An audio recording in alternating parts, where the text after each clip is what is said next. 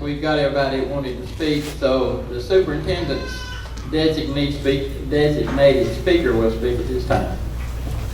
Mr. Lynn Doss. Ms. Lynn Doss.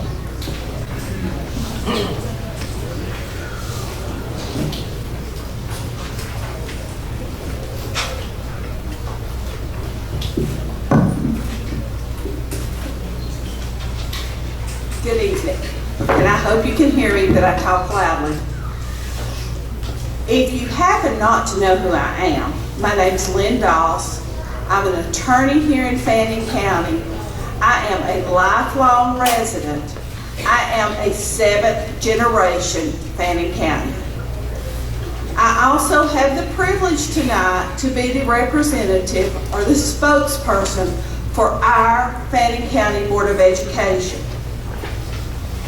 You know, it's a real privilege to be able to stand up and speak for these ladies and gentlemen. Some of them were my colleagues from the 1st grade, and some of them were my greatest mentors. That's a real high honor. But let me tell you something you might not know about me. I'm a mother, I'm a grandmother, I was a foster parent to 3 boys, and when the last one walked across the stage at graduation or across the field, I screamed so loudly. And one of my other sons sitting beside me said, "You didn't scream that way for your own son, and he graduated earlier in this program." And I said, well, that was because there was never a doubt in my mind my child was going to graduate. I just had to get those other 3 through. I have had 6 children, 3 foster children, and 3 grandchildren in Fannin County schools. I'm very proud of the fact that as I stand here tonight, our youngest is a freshman currently in Fannin County schools. And while we sit here tonight, along with my daughter, Mr. Henson has a daughter in Fannin County High School. Miss Panner has a child that she is the guardian of that is a senior at Fannin County High School. So every person sitting on this board, and let me make sure I'm right, every person up there has had a child or has a child in Fannin County school systems.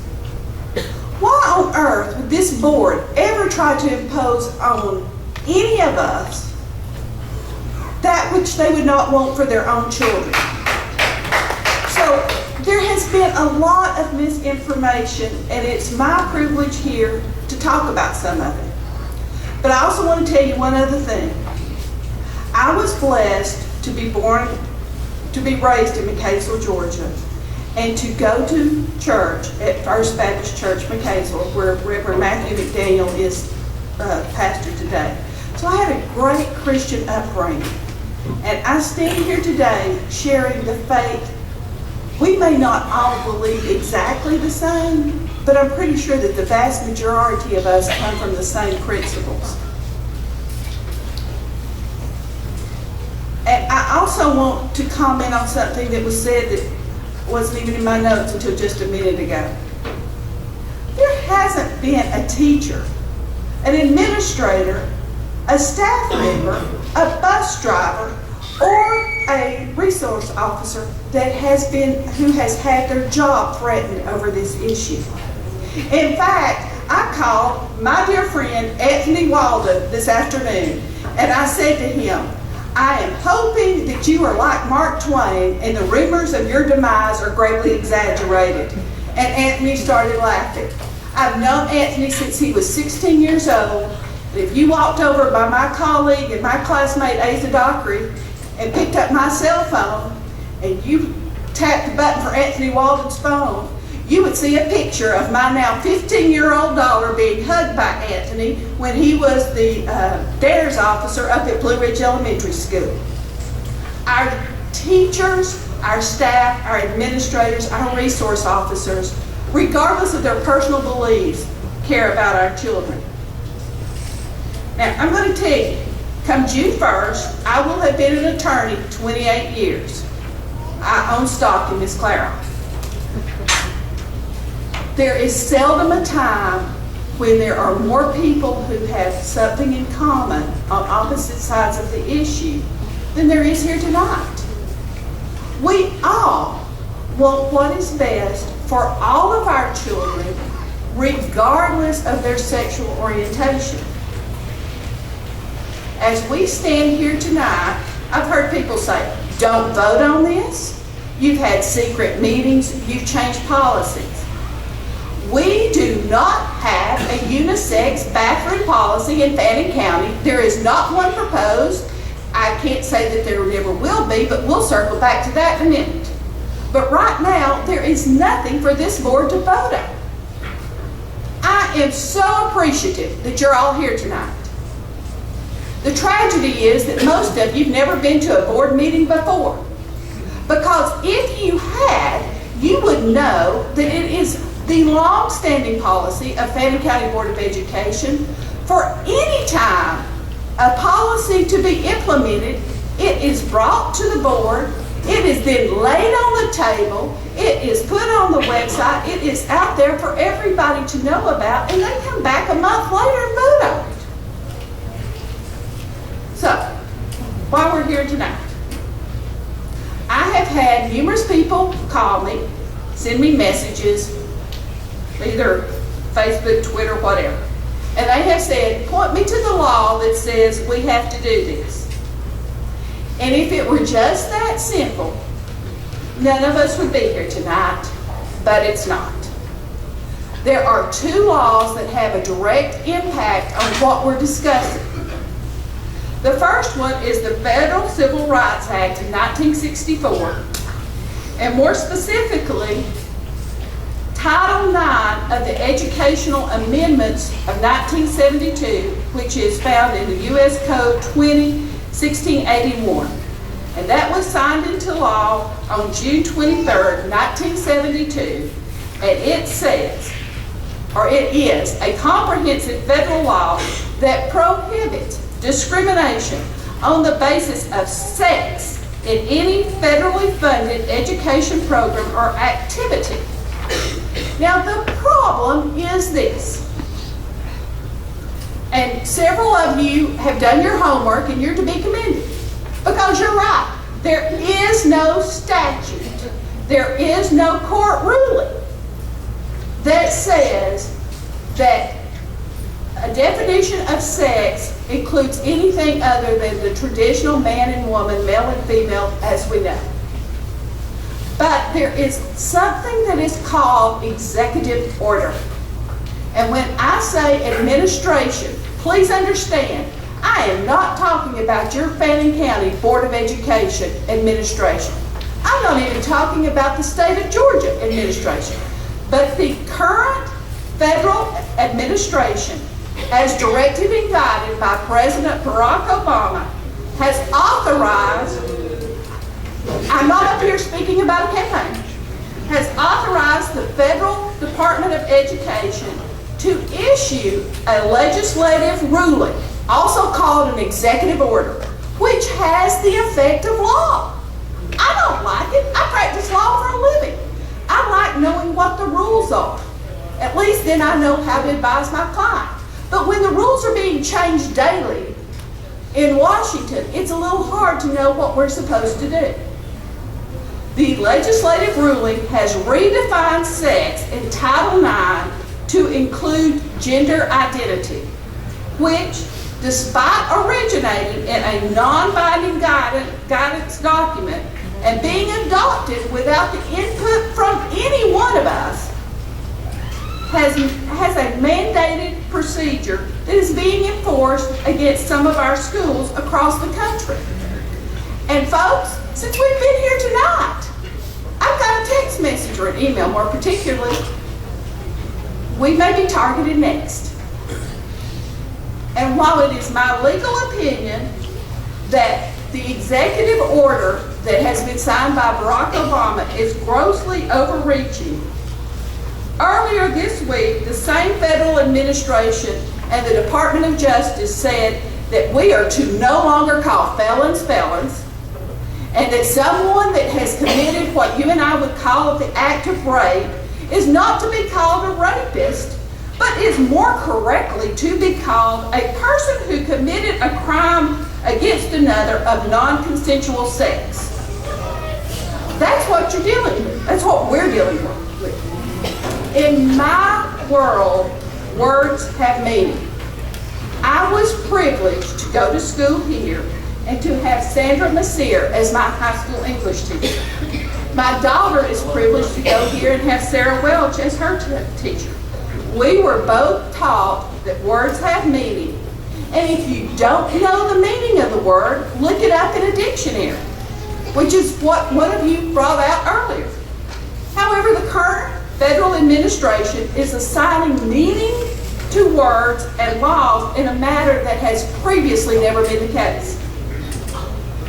As many of you know, because we've already heard it discussed here tonight, a school district in Illinois has filed suit against the Federal Department of Education to keep it from continuing to trample students' privacy and other constitutional and statutory rights that have been invaded by forcing 14 to 17-year-old girls to use locker rooms and restrooms with biological males.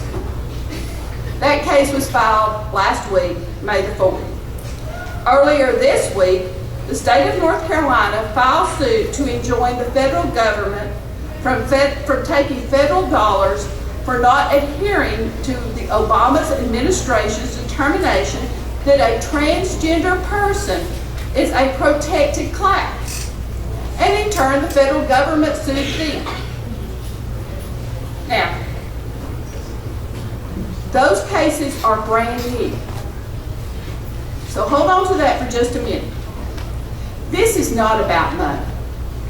Because as we all know, as many of you have already done the math, the $3.5 million that we get from the federal government, we do a lot of good with. But it could be made up otherwise. The problem is that there's this wonderful office called the Office of Civil Rights. And it operates pursuant to the Federal Civil Rights Act of 1964. And it does not require a lawsuit or a judgment to find wrongdoing. It can come into a county such as ours, do an investigation, determine if we are violating any rules or provisions of the Civil Rights Act as that investigator deems them to be appropriate, and then proceed to fine us. In essence, they are investigator, prosecutor, judge, and jury. So we could easily do, not easily, but we could do without the $3.5 million. But what we can't as a county sustain is an ongoing fine of several $1,000s a day. Also, this board has to conduct our school system according to the laws of the state of Georgia and the federal government. If we don't do that, they can come in and take it over and do it for us. Someone said earlier, these are our schools, and you're exactly right. They're our schools. But unfortunately, the current federal administration is taking a position that is contrary to that. And someone asked, has our board done anything to address this yet? Well, we've got some handouts, and on the back of those handouts is a letter that our representative, David Ralston, sent to one of the senators earlier today, and I know there was a companion one to the other senator, asking them to intervene on our behalf. Now, I think I'm a pretty logical person. Some of you have already proposed what I think is the logical answer. Girls' bathroom, boys' bathroom, unisex bathroom. If you identify differently than the sex with which you were born, you have an option. You have privacy. But the wonderful federal government has said, no, no, no, you can't apply logic because that's discriminating against somebody. You know, if we'd have had bathrooms like that, maybe Mr. Xavier Ledford would not have experienced what he experienced. But we're being told that that's not good enough. Now, as we just talked about, within the last week, North Carolina and Illinois have started a challenge that will end up in the Supreme Court. If you believe nothing else I tell you, let me tell you, it will end up in the Supreme Court. And right now, as we all said in this room, we have a divided Supreme Court. 4 that are more conservative and 4 that are anything but. And there have been many decisions that have come out for it. Before the decision in the Illinois case and before the decision in the North Carolina case will reach the Supreme Court, we'll have a new president who will have appointed a new justice, and that new justice will tip the scale one way or the other. In the meantime, what do we as a community need to do? This past Sunday, I had the privilege of sitting in church with Mr. Shofie, our high school principal, and Miss Dillard, one of our vice principals. As I walked in here tonight, I looked at both of them and I said, well, if you'd have asked me on Sunday after church what we would be doing at the board meeting on Thursday night, I don't think this would have been on any of our agendas. But I'm really thankful that we all were here tonight. And I realized that people came and said their point, and the vast majority have left without understanding what the board's point was, but we have social media and we have other kinds of media, so maybe they'll get the message. There is no unisex bathroom policy on the table. Thankfully for all of us, this opportunity for us to come together and work together as a community has happened when we have 6 days left in school.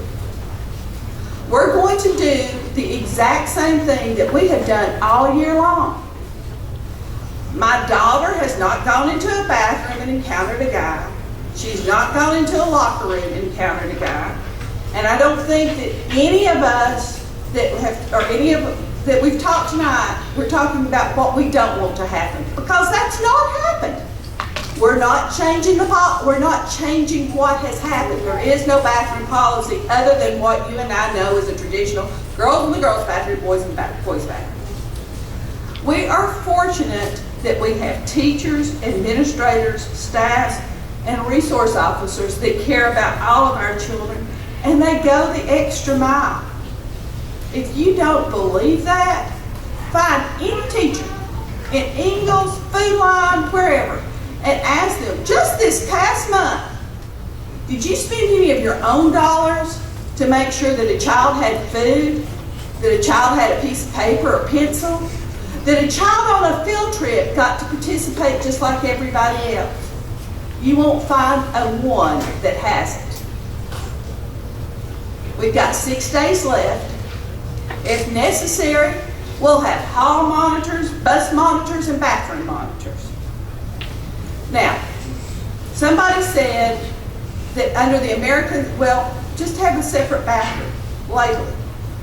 Well, being transgender is not labeled as being a disability. It's not like not having an arm. It's not like not being able to see or hear. And so having an accommodating bathroom, which makes sense to a lot of us, the federal government has said no. Folks, I want to remind you again, I'm a mom, and my daughter's not going into a locker room with guys, although she would probably fare better going into a locker room with a guy than a guy that walked into her locker room, because quite frankly, she'd probably take them out.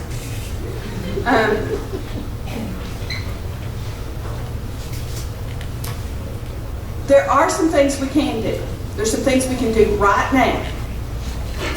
Earlier today, a gentleman with the Alliance for Defending Freedom, and I happen to have his card in my pocket because it was given to me after he met with Ms. Hyde, but just because we had this meeting and I had an appeal brief that was due by 5 o'clock, I couldn't talk with him today. But I will be talking to him tomorrow.